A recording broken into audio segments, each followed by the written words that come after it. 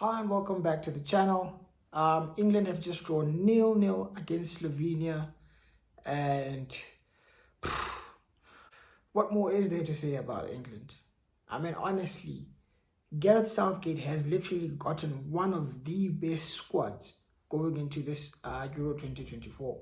However, the man is just simply incapable of using it. Honestly, he is incapable.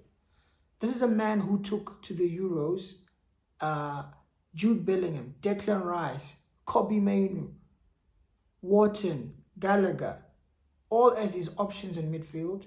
And guess what he does? In the first two games in the group stage in the Euros, he chose to play Trent Alexander-Arnold in midfield. Ahead of Kobbie Mainoo, ahead of Wharton, he played him in midfield. Phil Foden, another one who predominantly plays as a 10. He's playing him out of position. Now tonight, we saw him make some changes. People had been calling for Trent Alexander-Arnold to be dropped. And rightfully so, he dropped him. So that was good of Southgate to do. However, he brought on the wrong player. Conor Gallagher should not be starting for England in a major tournament. He simply shouldn't. I know he had a good season for Chelsea last season, or this past season, but he's simply not good enough. He cannot be starting ahead of Kobbie Mainoo or Wharton.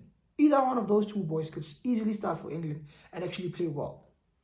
I mean, going just by tonight's game alone, we saw what happened. He started with the midfield three of Jude Bellingham, Declan Rice, and Conor Gallagher. And I honestly cannot tell you one good thing that I saw Conor Gallagher do tonight. Now, I'm not saying he was poor or he was awful. No, he wasn't. He wasn't poor. He wasn't bad. He was just average. He was literally just average. And if I'm being honest, that literally summarizes Conor Gallagher as a football player. He is a bang average footballer. No tech, just physicality and running and energy. That's all he brings to the team. Now the team didn't need that. You're playing against Slovenia. With all due respect to Slovenia, England are far more superior to Slovenia if we're going according to the players that both sides have. He could have easily started with a midfield three of Kobbie Mainoo, Declan Rice, and Jude Bellingham, or Jude Bellingham, Declan Rice, and Wharton, or Jude Bellingham, Declan Rice, and Foden. But no, he started Gallagher. I mean, to show that he got it wrong. Half-time, he hooks Gallagher off, he brings on Kobbie Mainoo. And guess what happens as soon as he brings on Kobbie Mainoo? England start to play better. Now, don't get me wrong, I'm not saying England were brilliant, but you could see what happened as soon as you brought on Kobbie Mainoo. They were much better than they were in the first half. This kid is brilliant, bro. He is absolutely brilliant. Another player who he's been ignoring all tournament is Cole Palmer. He brought Bukayo Saka off. I've been screaming for Palmer to get some minutes. I know that Saka has always done well for England based on previous competitions. So I wasn't too upset that Saka was getting minutes ahead of Palmer. But all I was asking for was for Palmer to get some minutes. The first two games, Cole Palmer didn't get a single minute. He didn't get a sniff. So seeing him get some minutes tonight was actually good. It was refreshing because he was, in as much as Saka is also direct, Cole Palmer was also direct. I saw him as soon as he came on. He made some few crosses into the box, good crosses, which I thought, okay, Palmer, I see you. I see what you're trying to do here. He also had a few shots. Of course, the last shot which he had right at the end of the game, I think it was around the 92nd minute, whereby I think it was called Kyle Walker, who got the ball and just basically hit a very good through pass to Kobbie Mainoo. And Kobbie Mainoo, being Kobbie Mainoo, he sees the pass and he quickly just flicks it back to Harry Kane. And after flicking it back to Harry Kane then puts it on a plate for Cole Palmer, who then just, to be honest, he kind of fluffed his lines. Like, I'm a fan of his, but I'll be honest, he should have done better with that chance. He had a very tame shot straight at the goalkeeper, and Oblak obviously just saved it. But here's the thing. If you rewatch that move back, Kobbie Mainoo flicks the ball to Harry Kane. And as soon as he flicks it to Harry Kane, he makes a run forward. And he's literally in. So if Kane had tried to give the ball back to Kobbie Mainoo would have been in one-on-one with Oblak. One-on-one. However, Kane chose to give it to Cole Palmer, which, to be honest, he had two good options in Palmer and Kobbie. But Kobbie was in. So in hindsight, you could say, maybe Kane should have given it back to Kobbie Mainoo and then Kobbie would have scored. On the other side, someone would say, no, he made the right decision by giving it to Palmer. Palmer should do better. I can see both sides. But But what I'm trying to say is the players that this guy has been ignoring came on today. Palmer made a big change when he came into the game. Kobbie Mainoo had a very big change, impact on the England team as well. I mean, he brought on Trent Alexander-Arnold as well from the bench, and he actually played him in his actual right-back slots and had him moving into midfield. But however, his original starting point was right-back, as it should be. As it should be. Trent Alexander-Arnold is a right-back, not a midfielder. He's good at those diagonal balls across the pitch. Because when he plays in right back, guess what? You have the game in front of you, the whole pitch, you got a good view, everything is there. But when you're in midfield, it's a whole different ball game. You have to scan, you have to know what's around you. Because it's busy, it's congested in there. You need a player like Kobbie Mainoo to unlock teams. Someone like Wharton. Put Foden in midfield. I mean, we also saw Anthony Gordon come on for Phil Foden. Obviously, it was a disgrace because he was only given 1 minute. I'm like, honestly, bro. Southgate, you're making a change in the 89th minute. What do you expect this boy to do? Give him some more game time. He put Anthony Gordon out on the left in the left wing. And guess what? This boy was very direct. He's got pace. You can see him. He wants to run at his defender. Now, I'm not saying pace is everything. But if you feel that the technical players are not working in the wings, switch it up a bit. Add some pace. Add some direct wingers. You know? But anyways, like I said, the substitutions made a big change for England for me, if you ask me. I thought England started to play better with the substitutions. I mean, the game itself, all in all, was quite boring. I'm not going to lie. I mean, apart from the goal which England scored in the first half, which was offside, they didn't really have much really going on for them in the first half. I mean, I just remember Foden hitting that very long-range free kick, which Oblak's easily saved because it was very far from goal. What else happened? Second half, what other big chance, except for the chance for Palmer right at the end? Chances were very far and few between. Okay, no, actually, another I remember, there was a good chance. I'm not quite sure if it was Trippier who whipped a very good ball into the box. And all Harry Kane had to do was get on the end of it and it would have been a goal for England. But I think it was just ahead of Kane, so Kane didn't get to touch the ball or basically put him to the back of the net, you know. But yeah, other than that, England were poor as usual. Honestly, I can't lie. When I made my prediction, I said I expected England to reach the semi-finals minimum. However, that was not me thinking that Gareth Southgate would suddenly become a good coach overnight. No, I just thought that in as much as Gareth Southgate is rubbish, he still does have a very good group of players right there. You know, some of them are considered world-class. Harry Kane is world-class. No one can argue about that.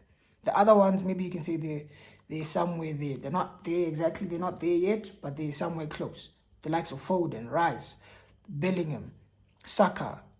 All these guys are good players. They might not be world-class just yet, but Harry Kane is definitely world-class, you know. But again, he hasn't been that great in this tournament as well, Harry Kane, if I'm being honest. He hasn't been. But yeah, anyways, England stink the place out like they've been doing all tournament. And as I was saying, I predicted them to get to the semi-finals. But right now, it's not looking great. It's really not looking great for the English. I don't know if they can make the semi-finals, honestly. If they continue to play the way they're playing, yeah, I doubt. If they get one of the other big countries like Germany or Portugal, they might be in serious trouble. You know, they might be in serious trouble. You know, I mean, they have been very underwhelming, honestly, under Southgate. But like I said, there's nothing new there. So anyways, we're going to keep it moving from England. I also noticed today there were also two other big shock results. France drawing with Poland. I mean, I thought France would smoke Poland. I'll be honest, I didn't watch the game. I just watched the highlights. And from what I saw Mbappe score his good penalty. And then there was drama with Lewandowski's one. He took his first penalty. Mike Maignan saved it, but he had happened to step over his line, which makes it easier for the goalkeeper to save the penalty. So obviously, VAR ordered a retake, and then second time around, Lewandowski tucked it in, made it 1-1, and they ended up drawing. Even though I didn't watch the France game, what I will say is Didier Deschamps, man.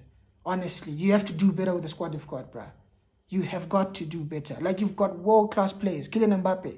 Some consider him to be the best player in the world right now. Also got the likes of Antoine Griezmann. He's there in your team. You've got good players. You're benching the likes of Camavinga and Tchouaméni. Top players. N'Golo Kante, who I thought it was finished, but he's clearly still world-class. You've got him. You've got the likes of Saliba at the back. Konate is holding bench. Upamecano's there. You've got a good bunch of players. Jules Koundé's there. Good players. You need to do better. France play boring football. I can't lie. It's so boring. It's awful. It's just like England.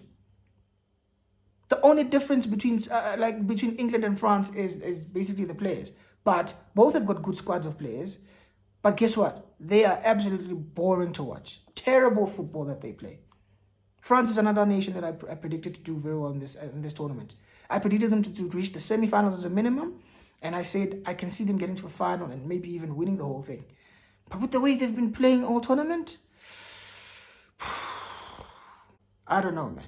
I don't know. Deschamps, nah.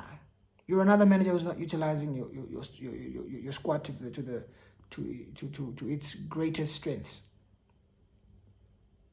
Like, honestly, the football that France plays is so boring. It's terrible. Terrible. But anyways, France drew with Poland today. I think they topped their group. I'm not quite sure. Let me just confirm. Oh, no. France didn't even top their group, bro. They did not even top their group. Guess who topped it? Austria. My dark horse. The team that I predicted to shock people. Austria. They're the ones who topped Group D. A very tough group against the likes of France, Netherlands, and Poland. They topped the group. They in fact, Poland even beat Netherlands today, if I'm not mistaken. I also didn't watch that game. I saw the score. I didn't even watch the highlights yet. I'm going to have to sit down and watch those. But Austria beat Netherlands to top the group. So Austria are through to the next round. In fact, they're not just through. They're actually top of the group. So in Group D, Austria came first with 6 points. Then France came second with 5 points. And then the Netherlands. Like, dude, I predicted this group. I said it's going to be France on top, then Austria second, the Netherlands third, if I remember correctly. And I obviously said Poland would be bottom of the group. But yeah, I mean, this is interesting. This is very interesting. Ralf Rangnick is doing his thing. Honestly, people said he was finished. He's not a good manager. He's showing them. And I'm telling you, Austria, don't be surprised to see them reach the round of, not even round of 16. I can see them reaching the quarterfinals. Honestly, I'm telling you, watch out for Austria. Watch out for Austria. I mean, Netherlands, they're third. Another nation who I've never really rated. Like, I'm going to be honest, I've never rated the Netherlands. I think they've bang average, honestly. You've got Van Dijk, he's a good player, world-class player. Apart from Virgil van Dijk, who's the other world-class player they've got? Frankie de Jong. But Frankie's obviously injured, so he's not even at the Euros. So who do they have in the current squad right now that's world-class apart from Virgil van Dijk? It's just Van Dijk, and then who else they have? They've got the likes of Cody Gakpo. Again, I don't think he's that good. He's had a good tournament, don't get me wrong, but I don't think he's that top of a player. But he had a good tournament, I'll give him that. They've got Memphis out here walking around with a stupid headband and not performing on the pitch. They've got Xavi Simons, a good prospect. They've got Reinders, good player. Well, based on what I've seen so far in the tournament anyways, I'll give him that. But if I'm being honest, this squad is not exactly world-class, you know. Ake at left back. You've got, what's this guy from Spurs? Van de Ven. I don't know if he's injured or if he's not playing. But I don't think he's been playing so far in the tournament. I don't know. Correct me if I'm wrong in the comments. But yeah, Netherlands, another nation who is quite meh. I think they'll definitely qualify for the round of 16 because they've got 4 points. They're third placed, but with 4 points. So they'll definitely be one of the best placed, third placed finishing side in their group. So I do expect them to go through to the next round of 16. But yeah, I mean, what else is there to say? England are poor, like I said, very, very poor. They're underwhelming, they're boring, they're lethargic, slow, negative, too conservative, you know? And that's all down to Gareth Southgate. The same can be said for France. Boring, side-to-side passing, backward, lethargic, poor. Again, down to their manager Deschamps. Now, don't get me wrong, he's won a World Cup, which is proper. He's written his name in history forever. That's great, a great achievement from him. But honestly, the football he plays is diabolical. Shocking football. As for the Netherlands, I didn't even expect them to go past the quarterfinals, you know. But anyways, that was basically my roundup for today's games. I'd forgotten totally about Austria, man. Big up Ralf Rangnick, man. Proper gaffer. You know, I want him to do well. Him and Austria. I want them to go as far as they possibly can in this tournament. And yeah, let's actually see. Maybe let's see if they can get to the quarters. Then maybe, you never know, maybe the semis. You never know. But yeah, Anyways, those are my thoughts on today's games. Yeah, man, let me know what you thought in all the games. Are you happy with the way England are playing? Are you happy with the way France are playing? You know, Rangnick's side. Who did you guys also think Rangnick would do well on this side? You know, with Austria in the Euros, did you think he would do well? Let me know in the comment section. You know, Netherlands fans, let me know also what you think. And yeah, other than that, please, if you haven't already, please like the video, share the video, subscribe to the channel if you haven't already, and I will see you guys soon. Peace.